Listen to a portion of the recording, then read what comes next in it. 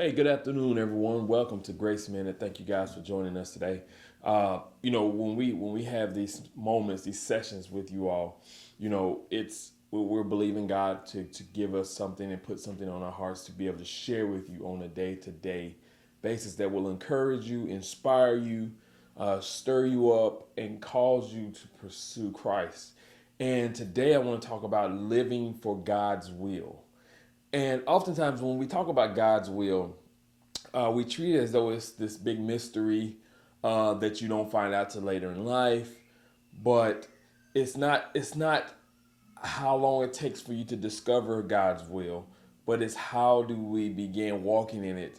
Once that our pursuit is set on His will, then it's about walking in God's will. And I love what First Peter 4, chapter 4, verses 1 and 2 has to say about it. It says, "Therefore, since Christ suffered for us in the flesh, arm yourselves also with the same mind.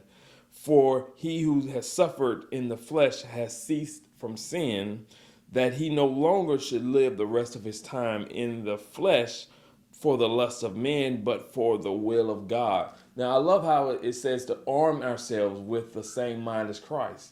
Because to arm yourself with the same mind of Christ is to simply receive the mind of Christ that has been given to us by His grace and by His unmerited favor. So when we arm ourselves with the same mindset, we begin to not just live life to try to get the things of God, but we live life to know Him. And in knowing Him, He'll begin to escort you into His will and His purpose for your life. I pray that this is giving you some clarity on how to discover the will of God for your life and how to discover the path that's already laid for you. Arm yourselves with the same mind of Christ. Just receive it. Just receive the mind of Christ.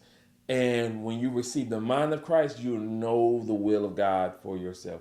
God bless you guys. I pray that you have an amazing day and see you tomorrow for another Grace Minute. Take care.